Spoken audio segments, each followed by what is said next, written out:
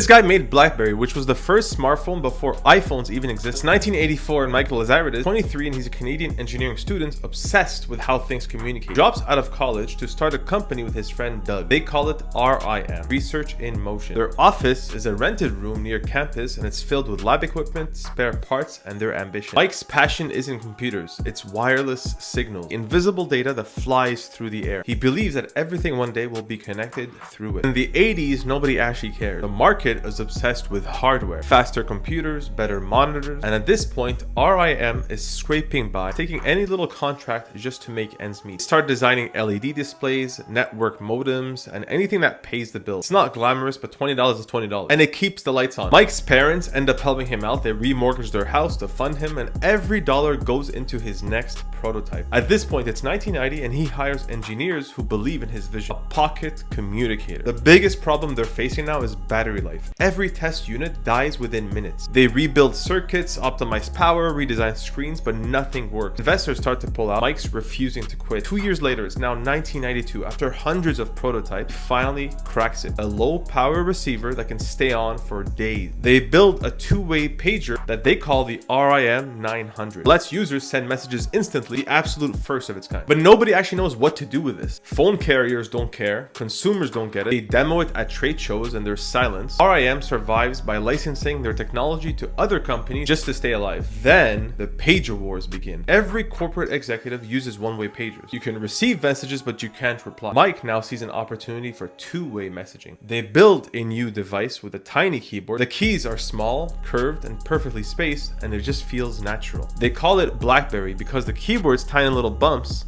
look like seeds. At first, the world laughs at them.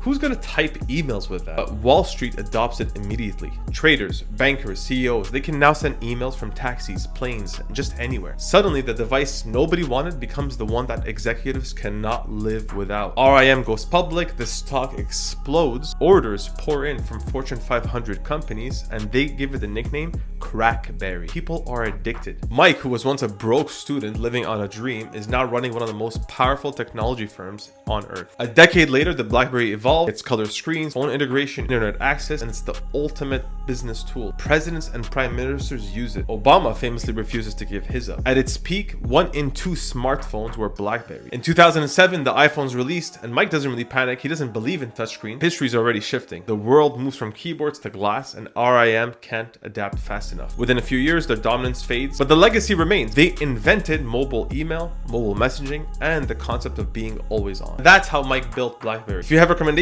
about who you want to hear about next, let me know in the comments below.